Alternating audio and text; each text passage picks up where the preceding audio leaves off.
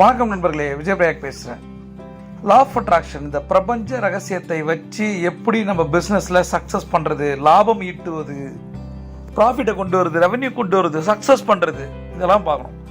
இந்த law of attraction ரூலை வச்சு நீங்கள் ஒரு விஷயத்தை முடிவு பண்ணணும். என்ன தெரியுமா?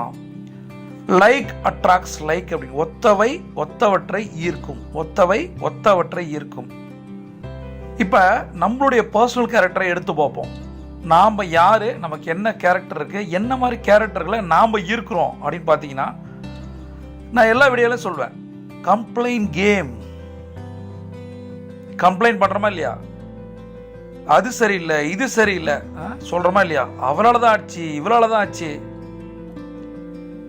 யார் மூலமாக எது வேணால் நடந்திருக்கலாம். பாதிக்கப்பட போகிறது, பாதிக்கப்படுறது, பாதிக்கப்பட்டது யார்? நாம் தான். அப்போ நாம் செய்ய வேண்டியது என்ன, சொல்ல வேண்டியது என்ன? எல்லாம் என்னால் தான் நடந்துச்சு.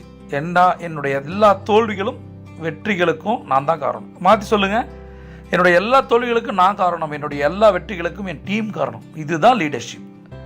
இந்த இடத்துல கம்ப்ளைண்ட் பண்ணுறவங்களையும் ப்ளேம் பண்ணுறவங்களையும் நாம் ஈர்க்கிறோம். ஏன்னா நம்ம அப்படி தான் இருக்கோம். சரியா? என் குரு சொல்லுவாங்க, the law of attraction ஒரு ஃப்ரீக்குவன்சியில் மேட்ச் ஆகுது, அது ஆப்ரேட் ஆகுது. நீங்கள் யாரை கம்ப்ளைண்ட் பண்ணுறீங்களோ அவங்க உங்களை பண்ணுவாங்க. யாரை கம்ப்ளைண்ட் பண்ணுறீங்களோ அவங்கள தான் நீங்கள் ஈர்க்க போகிறீங்க. புலம்புறது, காரணம் சொல்கிறது, இந்த மாதிரி விஷயங்களை நீங்கள் பண்ணும்போது ஆட்டோமேட்டிக்காக அந்த பிரபஞ்சம் அந்த மாதிரி மனிதர்களை தான் உங்கள்கிட்ட வந்து கொடுக்குது. இப்போ உங்கள்கிட்ட ஒரு கேள்வி கேட்குறேன். இப்போ நீங்கள் காரில் ட்ராவல் பண்ணுறீங்கன்னு வச்சுக்கோங்க. சிட்டியோட அவுட்டரை தாண்ட பின்னாடி நீங்கள் ஒரு கேள்வியை ரைஸ் பண்ணுங்கள். இந்த இடத்துல என்ன தெரியுமா? இதே இடத்துல லாஸ்ட் டைம் வரும்போது தான் ஒரு பெரிய ஆக்சிடெண்ட்டை பார்த்தேன்ப்பா, கோரமாக இருந்தது. ஏதாவது ஒன்று சொல்லிட்டு நிறுத்திடுங்களேன். அடுத்த 1 hour என்ன தெரியுமா ஆகும்? அந்த காரில் உட்காந்துருக்க மற்ற 4 பேரும் தலா 2 இன்சிடென்ட் சொல்லுவாங்க. ஒரு 10 இன்சிடென்ட்டோட உங்கள் கார் 1 hour கிராஸ் பண்ணியிருக்கும். நீங்கள் பேசுனதெல்லாம் என்ன? ஒரே இழவு கதை, ஆக்சிடென்ட் கதை, சோக கதை. கை போச்சு, கால் போச்சு, உயிர் போச்சு, தலை தனியாக வந்து காலில் விழுந்தது, செம்ம ஆக்சிடென்ட்டு. இதில் என்ன எக்ஸைட்மெண்ட் இருக்கும்? அப்போ என்ன விஷயங்களை நம்ம ஆரம்பிக்கிறோமோ பிரபஞ்சம் முடிச்சு வைக்குது. கரெக்டாக? அப்போ என்ன ஆரம்பிக்கணும்? நான் ட்ரைவ் பண்ணும்போது என்னோட டீமை கூப்பிட்டு போகும்போது நான் எப்படி தெரியுமா கேட்பேன்? ஏதாவது ஒன்று தேவையில்லாத பேச ஆரம்பிச்சிருவாங்க. அப்போ அந்த நேரம் எனக்கு முக்கியம். நான் கற்றுக்கிட்ட விஷயத்த நான் கற்றுக் கொடுக்கணும், நான் ஏதாவது கற்றுக்கணும். எப்படி?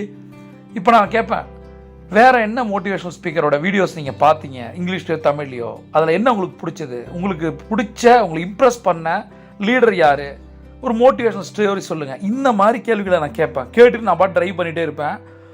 கூட இருக்க 4 பேரும் வேறு வேறு ஸ்டோரி சொல்லுவாங்க. எனக்கு இந்த லீடரை ரொம்ப பிடிக்கும் சார், ஏன்னா அவரோட நான் ட்ராவல் பண்ணியிருக்கேன், எக்ஸலண்ட் லீடரு, டிசிஷன் மேக்கிங் அருமையாக இருக்கும், அந்த கமாண்டிங் இருக்கும், இது மாதிரிலாம் சொல்லுவாங்க. சரி, மோட்டிவேஷனல் ஸ்டோரினா ஏதாவது ஒன்று சொல்லுவாங்க. அதை நான் கேட்டுக்கிட்டே ட்ராவல் பண்ணுவேன். இப்போ யோசிங்களேன், அடுத்த 1 hour அங்கே எப்படி இருக்கும்? ஒரு டீ பிரேக் நிறுத்தும் போது நான் எவ்வளோ இன்புட்டோட வந்திருப்பேன், நான் எவ்வளோ சொல்லி கொடுத்துருப்பேன், எவ்வளோ ஷேர் பண்ணியிருப்பேன். இதுதான் ட்ராவல். அப்போ லைஃப் ட்ராவலில் நம்ம என்ன கற்றுக்குறோம்? இனி புலம்பல்களே இருக்கக்கூடாது. என்னது? Like attracts like.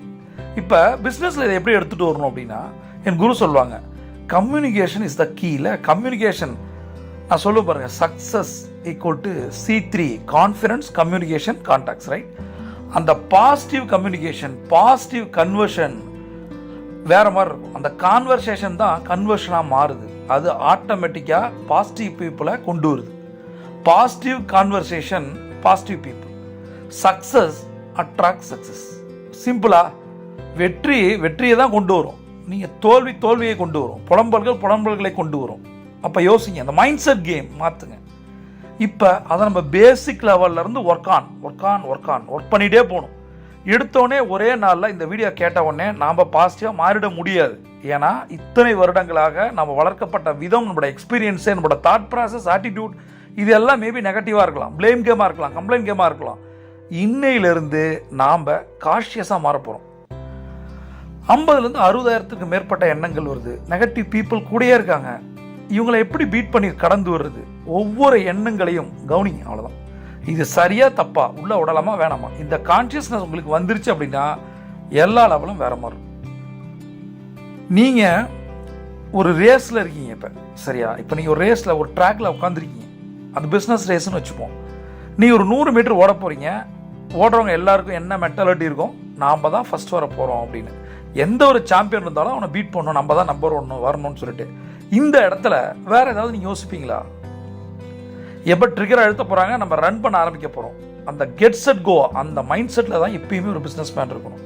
நீங்கள் ஒரு அத்லெட்டு, சரியா? நீங்கள் ஒரு அத்லெட்டு, நீங்கள் ஒரு ஸ்பிரிண்டர், நீங்கள் எதற்கும் நம்ம தோக்க போகிறதில்ல. நம்மளோட மனநிலை ஒன்றே ஒன்று தான், பிஸ்னஸ் ஆரம்பிச்சிட்டோம், ஜெயிக்க போகிறோம், எதை பற்றியும் கவலைப்பட போகிறதில்ல. எத்தனை ஆடியன்ஸ் வந்திருக்காங்க, நம்ம சொந்தக்காரங்க ஃப்ரெண்ட்ஸ் அதெல்லாம் யோசிக்கிறோமா? நம்பர் 1 வரணும், இந்த ரேஸில் ஜெயிக்கணும். அப்படி தானே நீங்கள் பிஸ்னஸ் எடுத்துகிட்டு போகணும். அப்போ தானே ஓட முடியும். ஓடுறதில் கான்சன்ட்ரேட் பண்ணால் ஓட போகிறீங்க, ஓடினீங்கன்னா ஜெயிக்க போகிறீங்க, அவ்வளோதான். மற்றவங்கள்ட்ட என்ன நீங்கள் கற்றுக்கணும்னு நினைக்கிறீங்க? எதுவுமே கிடையாது. நீங்கள் கற்றுக் கொடுங்க, கற்றுக்கிட்டதெல்லாம் போதும். பீப்புளை ஒருத்தர் சொன்னார், மக்களை ஹேண்டில் பண்ணுறது தான் சார் ரொம்ப ரொம்ப கஷ்டம். பட் அதே யோசிச்சு பாருங்களேன், மக்களை ஹேண்டில் பண்ணுறது தான் ஈஸி. உங்களுக்கு சைக்கிள் ஓட்டுறது கஷ்டம், கார் ஓட்டுறது கஷ்டம், எல்லா பைக் ஓட்டுறது கஷ்டம், எல்லாமே கஷ்டம், ஸ்விம் பண்ணுறது கஷ்டம், எல்லாமே கஷ்டம்தான். ஆனால் எப்போ கஷ்டம் இல்லை? கற்றுக்கிட்ட பின்பு. இப்போ நீங்கள் உங்களுக்கு சைக்கிள் ஓட்டுறது கஷ்டமா, கார் ஓட்டுறது கஷ்டமா, பைக் ஓட்டுறது கஷ்டமா? எதுவுமே கஷ்டம் இல்லை, ஏன்னா நீங்கள் கற்றுக்கிட்டீங்க. அதான் லாஜிக்கு. நீங்கள் எதற்காக யாருக்காக வெயிட் பண்ணணும் சொல்லுங்கள்? யாருக்காக வெயிட் பண்ண தேவையில்ல. நீங்கள் ஒரு ட்ராக்கில் உட்காந்துருந்தீங்கன்னா எப்படி இருப்பீங்களோ, வேற எதை பற்றி யோசிக்காதீங்க.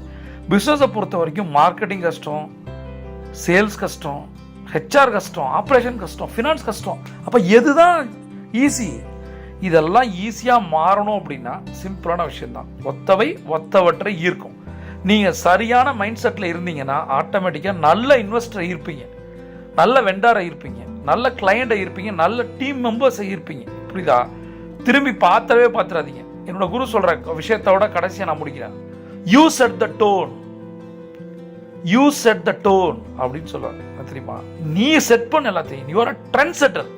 எதை பற்றியும் கவலைப்படாதீங்க. உங்களோட காம்படிட்டர், கடங்காரன், business commitment, relationship issue, health challenges, இதெல்லாம் சும்மா. இன்னைக்கு இப்போ நீங்கள் ட்ராக்கில் உட்காந்துருக்கீங்க, உங்களோட கவனம் எதில் இருக்க போது அதை யோசிங்க. பிரபஞ்சம் கொட்டி தர காத்திருக்கு. நீங்கள் ஒரு சாம்பியன். சியோட்டா.